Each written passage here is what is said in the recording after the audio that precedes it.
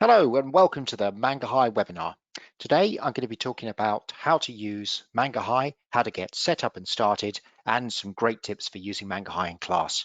So the first thing you need to know is that Mangahigh is a mathematics platform for students from ages 5 to 16. So Mangahigh is a great way to do things like teach in class, even teach with distance learning if your students aren't in school. You could use Mangahigh to set activities for students for homework, for revision, and also just to assess their understanding. Now, Mangahigh uses games-based methodology, things like leaderboards and medals to encourage students and encourage healthy competition. We also use artificial intelligence to help tailor the student's experience with things like recommendations for activities and topics that they're ready for. So the first thing to know about Mangahigh is that there are two different types of task that the students might work on. Now, the first of those is the maths games. There's a series of about 20 or so games that the students can play and also that teachers can set to the students. And many of the games have separate tasks within that game, so it breaks the game down into a number of different levels and learning objectives within those games. Here's a couple of examples. So in this example here, this is a game called Graphs of the Galaxy. Students are learning about gradients and intercepts for linear equations. So it's a secondary game. In the example in the bottom right, just here, this is a game called Little Rain Cloud. This is a place value game, so ideal for primary. So there's a whole range of these different games across primary and secondary. However, the games are not the main activity on Mangahigh. The games cover about 10% of the curriculum, and I would suggest if you were perhaps planning to use one activity each day with your students, you might typically use the games once a week, and for the other 4 days of the week, you're using our main activities. Now, these tasks are called Prodigy. This is our quiz-based learning engine, and the questions are more like mathematics questions, more familiar to the students perhaps than playing the arcade style games. Now, these quiz questions are all aligned to the curriculum, to your local curriculum, and it gives the students the opportunity to, again, work in sort of a game-like environment. They're still trying to compete with other students in the same way as they do with the games. They're trying to earn medals to show their level of understanding, and the games, as well as these quiz-based tasks, adapt to the level of the student's understanding. And I'll say more about how that happens a little later in the webinar. So, how do you get started on Mangahigh? Well, the first thing to do is to get set up. You need to create the student logins and logins for your other colleagues at your school, and then you need to distribute those student logins. Once you've done that, we suggest setting assignments to your class, then allowing your students to learn, and they'll be scoring points and earning medals while they are doing that. And then as a teacher, you should be analyzing the results to see where you need to help and support and where students need to be encouraged to take their learning further and work on extension material. So let's break each of these steps down so that you're ready to get started and go with Mangahigh. So how do you get set up on Mangahigh? Well, it's really simple. All you need to do is to send a list of your students to our great support team. They deal with hundreds of requests a day from teachers all around the world, and they'd love to get your lists and get those set up for you. Our support email is support@mangahigh.com. Support@mangahigh.com. Just send your lists to us. You need to make sure you include the student's first name and their last name and their class name. If you want to include a username and password, you can do so. So many schools have decided to send us a username and password that is easy for the students to remember. For example, a username and password that they might already be using for their school network or another product. Some schools have even asked us, particularly for younger children, to make the password the word maths or math for every single student. And when you've got very young students, having an easy password for everyone could be a great way to help run an efficient classroom. If you don't provide these for us, our system will just auto-generate some login details for those students. The next thing you'll want to do is download those logins and then send them out to your students. Now, I'm going to show you on the live site how I would go about that. So I'm just logged in here to my test account. On the left-hand side, I'm going to go to the admin option just here. You can see that it's already defaulted to classes. And so from this page, I can do things like in the top right corner, my menu here, I could download all of the logins as an Excel file if I want to see the logins for every child in the school. I could also print all the logins just here. That would allow me to print a PDF so I could cut those up and hand them out to the students in school. If, however, I just want to do one class, maybe I'm a class teacher, I could click on a class. Let me click here on class 1. Perhaps that's my class. And here I can now download or print just the logins for that particular class if I was the class teacher. The other thing you can do from the admin section, or a number of things you can do, the one I'm going to highlight here is the teachers. So if you select the teachers option just here, then you can add a brand new teacher just here, or edit the details of any of the existing teachers, or indeed, if necessary, you can delete one of the teachers as well if that teacher no longer works at your school. Okay, just return to the presentation just here, and I'll move forward to the next slide. We've just covered this slide here. Now, we're ready to explain how to get started and go using Mangahigh. So try to think of this as a 3-step process. First, you assign tasks to your class. Next, your students learn and they are trying the activities, scoring points, gaining medals, and the difficulty is adapting to their level. So all students are getting to the edge of their comfort zones. And then you are analyzing the performance of the students so you could see exactly what the next step should be and what you should assign next. So let's begin now with the most important piece of functionality that we have, and this is assigning tasks to your students. Now, I'm going to show how this is done on the live site. I'm logged in here to my teacher account. Now, you'll notice in the top left corner, it has the name of my school, Mangahigh V1. If I go to the Assign option now, effectively, I would be assigning an activity to multiple classes because I've not yet chosen a class. You can certainly do that if you wish, but I'm going to show how to assign activities to a single class. So first thing I'll do is I'll select a class. I'm going to select Scottish class just here. Then I will go to the Assign option just here.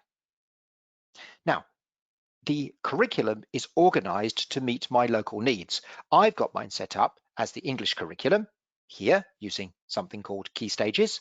If I was in the US, it would have grades, or if it was in Ireland or a number of different countries around the world, for example, it would show the local curriculum for that country. So this is just an example for how this is done in this particular curriculum. I can search for a topic by name if I wish just here. For example, I might search for ratio, and that will give me a list of different activities that I might want to assign to my students, and I can select any one of these. The other thing I might choose to do is actually navigate through the curriculum. So I'm going to try Key Stage 3, I'm going to try algebra, I'm going to try substituting values, and here are some activities that I might assign to my class. I'll choose this one just here. Now, there's a description of the activity if I want to read it just there, but I might want to play the activity to have a look at the type of questions that my students are going to be encountering. Of course, that's a great idea to make sure that it's appropriate, but there's another really good reason to play the activity, and that is to actually demonstrate to the students the sort of questions that they're going to be trying. This is a great way to have a class discussion about it. So if I was delivering this as a live lesson to my students, I would actually play this on the teacher board and have the students discuss in a whole class atmosphere how to answer some of the questions. In this case, I'm going to assign the activity. So I click on the Assign option. Now, there are a few settings that you should definitely be aware of. The start date. If you want to set this activity to start in the future, well, you can do it certainly just here.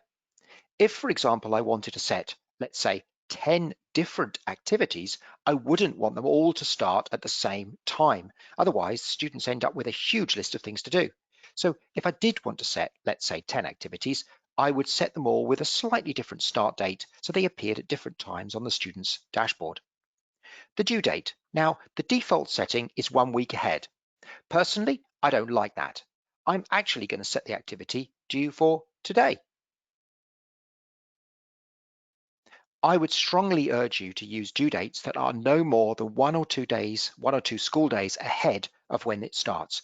Otherwise, the activities don't seem immediate or urgent for the students, and potentially many students just won't get them done. Next is the timer. Now, if you're setting a Prodigy activity, then there is the option of putting the timer on. Now, this is a countdown timer and puts pressure on students to answer the questions in a certain amount of time. In most cases, you'll want to leave this timer off, but if you have a particular class that you want to put the time pressure on, you can do so just here. You can also choose who to set the activity to. Now, by default, it'll set it to every student that hasn't passed the activity. So if it's never been set before, that's everyone. But it might be that you know that Jennifer is going to struggle with this activity, so therefore you might unselect her. You might also know that Susan is incredibly able and this activity is far beneath her ability level. So again, I might choose to deselect her. I can also write a note to the students. So I could put a note in here to explain how to, some tips perhaps to help them with this particular activity. So that being done, I can simply click on the Done option at the bottom, and that activity has now been assigned to those students in this class. If I go to my class assignments here on the left-hand side, notice you must click the name of the class before you go to class assignments. I will see just here the activity that I've set, substitute whole numbers into algebra using indices. And so now I have that activity set. Now, if I'm teaching the class live, either in school or trying to teach at distance learning, then I might want to set something called classroom mode. Now, to set that, you need to have chosen class assignments, go to the three-dot menu in the top right corner and switch on classroom mode. What this means is for 90 minutes, your students will be locked out of the Mangahigh platform except for the activities that you have assigned them and that are currently live. So it's a great way to make sure they don't accidentally or on purpose go and work on the games or the wrong activity. Let's return to the presentation. And I'm going to skip through the next couple of slides since I've already covered these features. So let's assume you've now set a task for your students. How do the students actually learn and score points and indeed gain medals? Well, when a student logs in, they'll need to go to the assigned option on the left-hand side to make sure that they're only viewing the assigned activities. Here are activities that have been assigned by the teacher. If they are simply on the My List option at the top, we still make an effort as a platform to prioritize the ones that have been assigned by you, so they will typically appear at the very top of their list. But if you're in class, then always encourage students to go to the Assign option. Or even better, set classroom mode, which I mentioned a few moments ago. This is an example of what the page would look like if you have set classroom mode to a student. Notice down the left-hand side, they can't access the games or anything else, and all they can see are the activities that have been assigned by the teacher. In this case, it's these two activities just here. Now we come perhaps to the most important few slides that I'm going to share today. This is how the adaptivity works, how it matches the student's ability level for our main tasks, our Prodigy activities. Now, when students try one of these activities, each go is 10 questions, and they'll move in those 10 questions through easy, medium, hard, and what we call extreme questions, depending on their success. Now, if it's their very first go at the activity, they'll always begin with what we call easy questions. So the easy questions are there just to get the students started. They hold the student's hand. they help them to understand how to do the topic. Typically, the easy questions will tell you what to do, and they teach the students something. If they can do well at the easy questions, they don't pass the activity. They haven't yet demonstrated a secure understanding, but if they can get 3 easy questions correct in a row, they'll move to the medium level. Now, the medium questions are designed to still be a little bit easier than the standard you would ideally like your students to reach. So if they can confidently answer the medium questions, they still haven't really fully demonstrated that they securely understand the activity. If, however, they can get 3 medium questions correct in a row, they'll move to what we call the hard questions. Now, the hard questions are pitched at the level which would demonstrate a secure understanding of the topic. So hard questions might typically look like the sorts of questions that you might get in a test to properly try to figure out whether the student really understands the topic. So if a student can reliably answer the hard questions correctly, you can be confident that they have a secure understanding of the topic. And if they can do the hard questions, that means they've passed the activity. And they are awarded with a bronze medal to show that. Now, if they can do 3 hard questions correctly, consecutively, they move to what we call extreme. Now, these extreme questions go beyond the basic level of understanding, and doing well at extreme questions demonstrates a deep conceptual understanding of the topic. And when students can do well here, they can achieve silver or gold medals. Now, in a class of typically, let's say 30 students, I want to look at the number of students who might typically gain a medal. And this is from over 10 years of experience of working at Mangahigh and visiting hundreds of schools around the globe. It doesn't matter whether the students are primary or secondary, and really what their background is. If the activity has been set to the class and it's appropriate for the class, this is typically what happens. Now, let's assume all students have made 1 attempt. That is, they've answered 10 questions. Typically, only 2 or 3 students will have passed and achieved a medal after 1 go.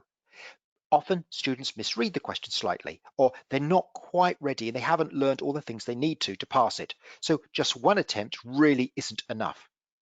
Now, if every student in the class makes 2 attempts at the activity, so they've done 20 questions now, typically about 8 students from a class of 30 will have by that time achieved a bronze medal or better.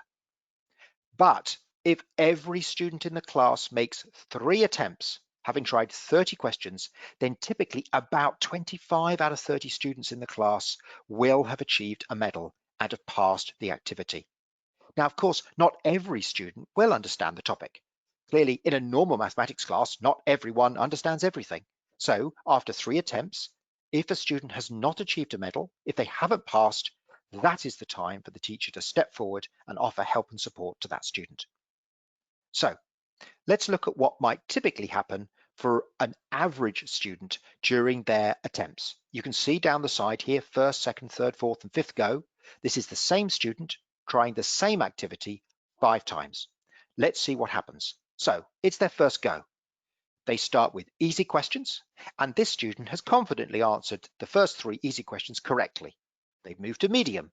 They've answered that correctly. They've moved to hard, got 2 incorrect, and moved back down to medium level. Now, this student has done well. They've answered 8 correct out of 10 on their first go, but actually there is an insufficient understanding of the topic because they can't do the hard questions. So this student does not achieve a medal, and that is normal for a first go. The student has then had a second go. Notice they start at medium level this time because this is the level they finished at on their previous attempt. And in this go, the student has done much better.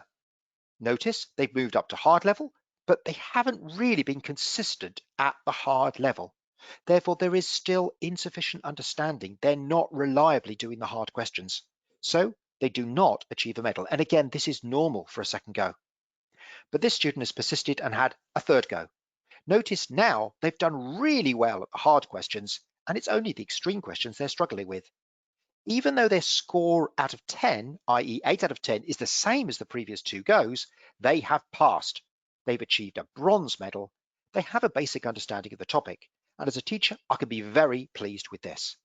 Now, it's not necessary to tell your students they must go and achieve silver and gold medals. The majority of the students will just try to achieve those anyway, because once you've been given a bronze, you kind of feel what it would be. It'd be great to try and get a silver and gold.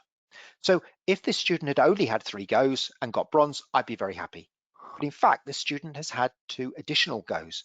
On their 4th go, they've done well at the extreme questions and achieved silver. And if a student gets 10 extreme questions correct in a row, they get a gold medal. So silver and gold medals demonstrate a deep conceptual understanding of the topic.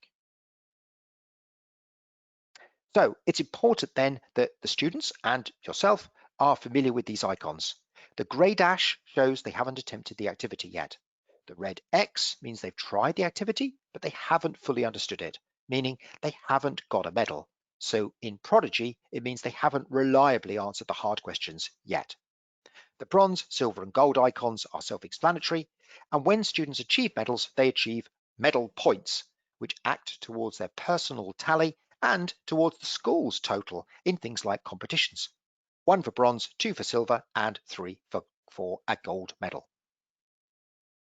So we've looked at how to assign activities to your students, then how the students play and achieve medals and how the adaptivity works.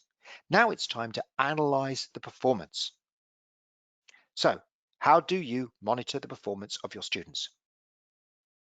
So I'm going to do this then on the live site, and I'm just going to switch over to the live site right now and do an example. So I'm going to look at my class, my Scottish class. So if you hadn't already done it, you'd need to select which class that you wish to look at the results for. Scottish class just here. Then I'm going to go to class assignments. You can see the option just here, and listed here are all of the assignments that I've set to my class. I'm going to look at the performance of this particular one, solve simultaneous equations. So I select the activity, and then I can see the results just here. Now I'm going to focus at the bottom first of all, and I can see that Ian and Ewan have not achieved a medal, and each of them has made 1 attempt. So I'm going to contact Ian and Ewan and say to them, come on, you need to make sure you've had at least 3 goes. Then if you still don't understand, I'm going to help you. Maybe they don't realize that it's not just 1 go and forget about it. Or maybe they're lazy, but they need to have 3 attempts before I offer help and support. In the case of John here, you can see no medal, but John has had 7 attempts. So John has tried 70 different questions. It's worth saying in each activity, each Prodigy activity, there are about 120 different questions. So if they have at least 3 goes, they're only trying 30 of them. Students are also seeing different questions randomly, so they can't simply look at the person next to them and see the answer to the question. So John needs help, and I must offer help and support to John here. If I look at Sean and Gerard, I can see they've got a bronze medal. Well, that's great. They've passed, but actually they did it on their first attempt. So Sean and Gerard are likely to be 2 very able students in the class, but perhaps they don't realize that you should really have 3 goes to see what is the limit of what you can achieve. Perhaps they're lazy and they're just sitting back, but I should be encouraging both of them and saying, come on, see what you can achieve. If you have a couple more goes, can you get silver or even a gold medal? If I look at the top of the class, I can see the student here, Sylvester. Now, Sylvester has got a gold medal, and Sylvester has made 2 attempts. Now, on your very first attempt, the best you can achieve is a bronze medal, even if you get every question correct. On your second attempt, your next 10 questions, if you get all of those correct, then at extreme level, you can achieve a gold medal. So effectively, Sylvester hasn't got anything wrong. This is the best that any student can do. So that student hasn't really been challenged. So I need to be setting an extra extension activity here for my top student. Let's just return to the presentation just here. So I've covered really what's on this slide. Now, the next thing I want to talk about is reports, and reports that look at the performance across multiple activities. So just a moment ago, we were looking at a report for just 1 activity that I had assigned to the class on simultaneous equations. You can then look at reports that pull together data over a longer period of time. Now, you can look at reports at 3 different levels. We have a school level reporting, which allows you to compare every class in the school. There is class level reporting, which allows you to compare every student in a single class. And we also have student level reporting, which allows you to compare every activity that a single student has done.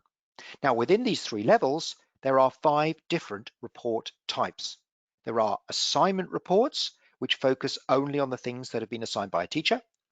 There are curriculum reports, which focus on progress across different parts of the curriculum, like grades or key stages, and things like algebra or geometry, so progress against those types of things within the curriculum. There is an achievement report, which gives you a report on the number of medal points achieved, bronze, silver, and gold medals.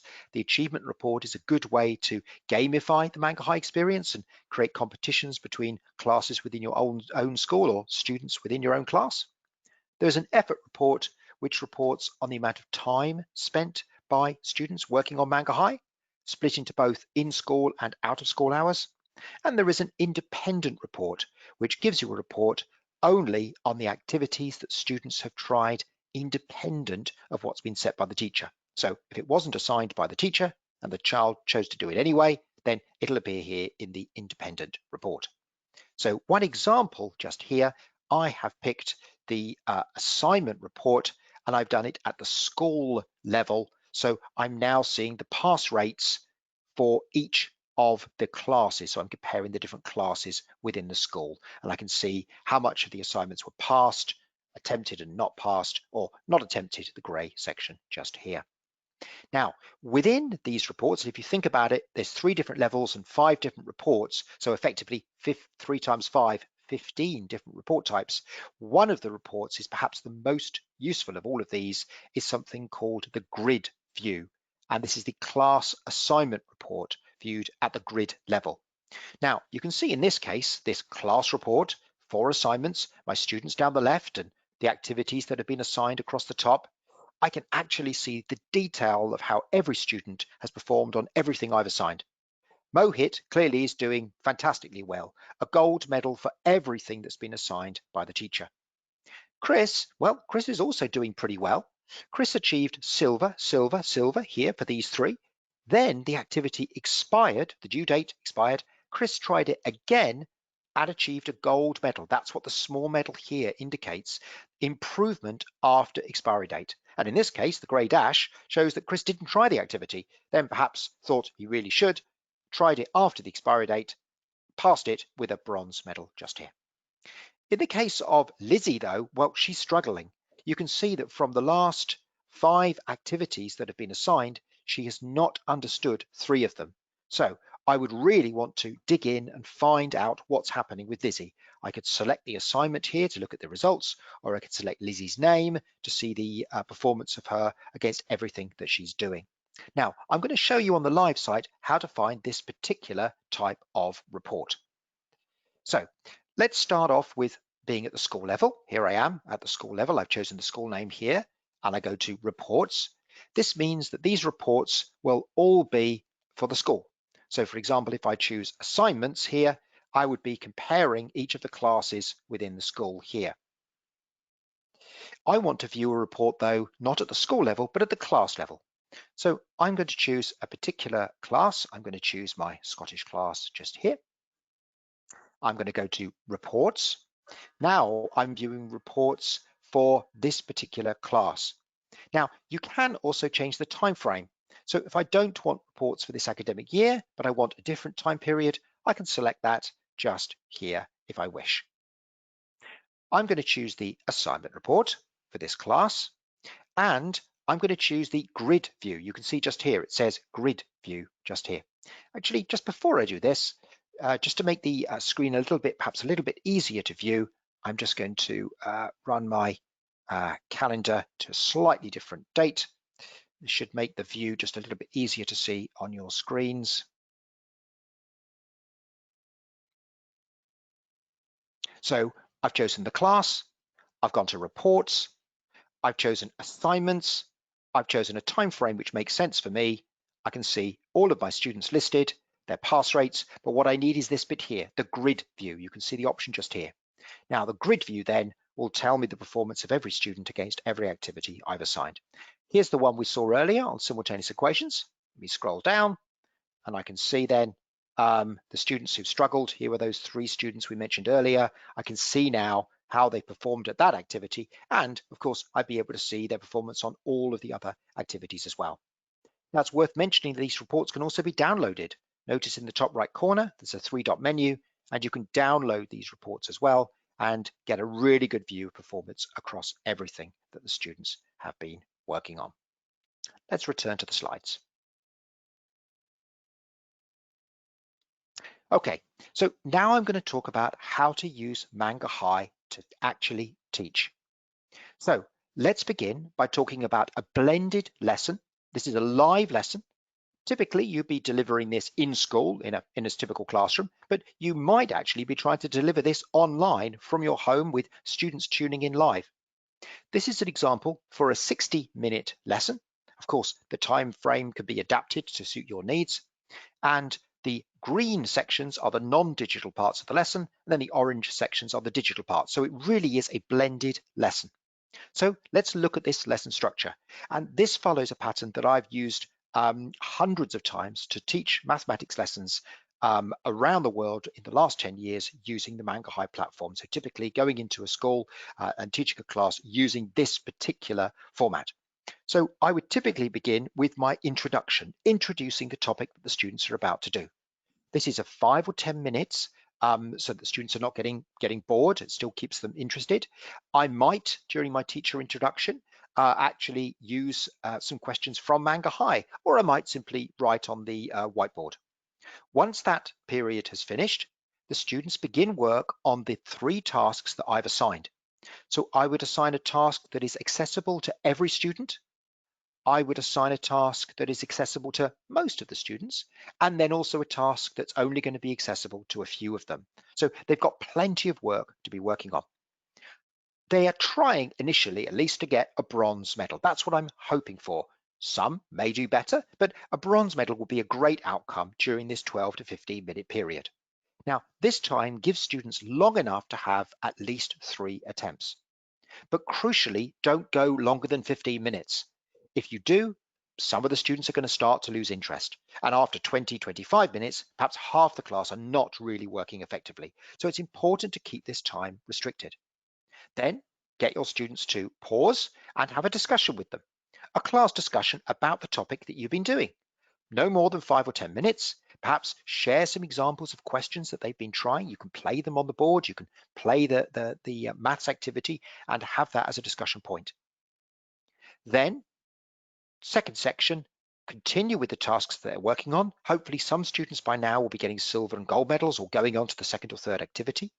As a teacher, of course, you're using the live data to assess the students' performance. You're helping the struggling students, those who've had 3 attempts and are not getting a medal. And you're ensuring that the most able students, those with medals, have gone on to the harder activities. Another 12 to 15 minutes. But make sure you leave some time at the end of the lesson to do something away from Mangahigh. 10 minutes if you can. Pose 3 questions on the board for the students to do on paper. Now, I like to write a standard question, which I hope everyone will be able to answer, a hard question, which will make the students think, and then a strange question, something that will make even the most able students really think. So, to prepare for a lesson like this, make sure you assign 2 or possibly 3 tasks. Set classroom mode, of course, and prepare your 3 questions for assessment. Then, during the lesson, probably the most important thing to remember during the lesson is to make sure that you move around the class. So if you're simply sitting at the front at your desk and letting the students get on with it, you've really taken away the most valuable resource in the room, which is the teacher.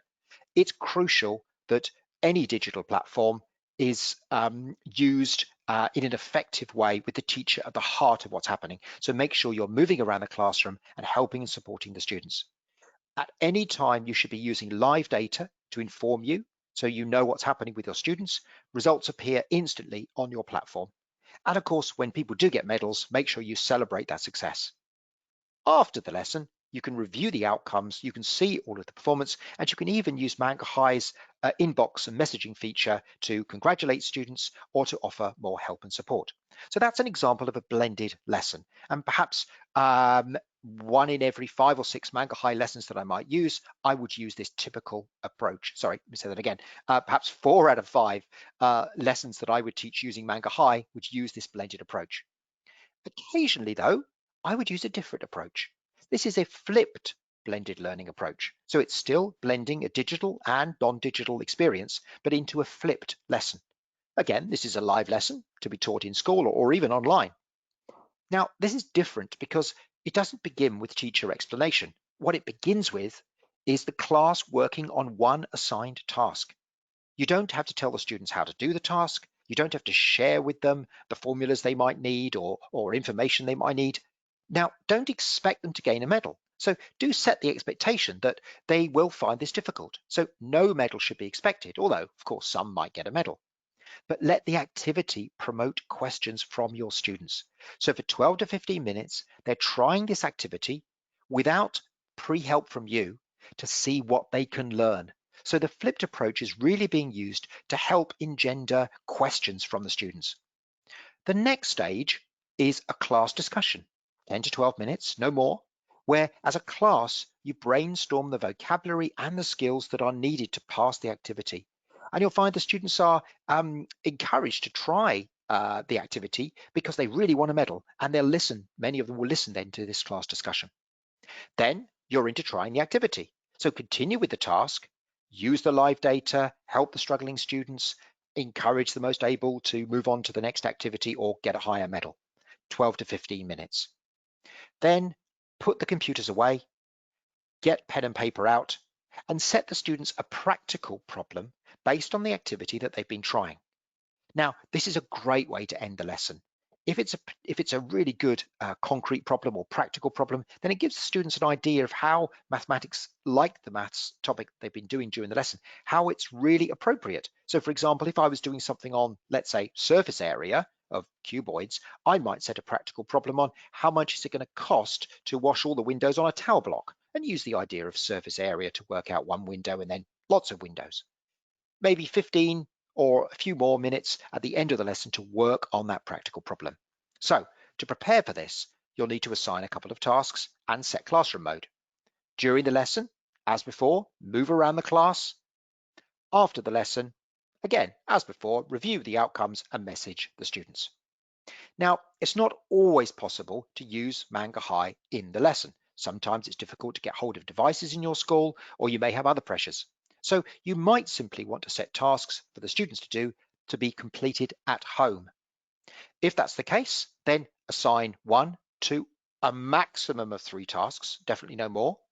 Use a due date with a maximum of a couple of days away, and then make sure you add a note when you're assigning the activity to give them some tips and advice, so the students can then start. Now, during that next couple of days, you should regularly monitor progress. If you see a student who's had less than 3 attempts, then offer some encouragement. If you see a student who's had 3 or more attempts, still no medal, then offer them some help. If you see a student who's had their 3 or more attempts and they've already got a medal, then encourage them to go for gold. And well, if they've already got a gold medal, try the next task. Then once the assessment period is ended and it's expired, you'll of course need to potentially chase those who didn't try the activity and help those who tried it 3 or more times and still didn't get a medal. And then based on the performance of the students, you can decide what to assign to them next. So we'll conclude with some tips. So here are my top 3 tips for using Mangahigh effectively. The most important one, and I've mentioned it a number of times during the webinar today, is to encourage your students to play repeatedly, at least 3 attempts. If they don't make 3 attempts, the platform doesn't have time to adapt to their level of understanding, and they will potentially underperform. So having 3 attempts or more at each activity is crucial. Next, don't assign too many activities. If you assign 10, 20 activities to the students all due at the same time or in the same time period, the students are just overwhelmed. They don't know where to start, and typically they'll do nothing. And don't set long due dates. If you set an activity and it's due in the next 2 months, then the student doesn't even have to look at it. So if you set tight due dates, the same as you would with a non-digital piece of work, just a maximum of 1 or 2 days ahead, then you'll have a far more successful outcome to setting the activity. Now, hopefully the webinar today has answered a lot of questions on how to use Mangahigh, but if you have any more questions, then there's a number of different ways you can get in touch for help. You can email us at support@mangahigh.com. You can use our online resources, which will answer lots and lots of different questions. Simply go to support.mangahigh.com. You can call us. Our telephone number is just there on the screen. Or indeed, you can also use the live chat feature. So you'll see the blue circle and the question mark. Let me show you that on the live platform, just here. You'll notice it down here. You can click on that option and you can chat to our live support team just here and send us a message and start your conversations. So hopefully you found the webinar useful today. Thank you very much for watching, and I wish you all the best in your mathematics teaching. Thank you. Bye-bye.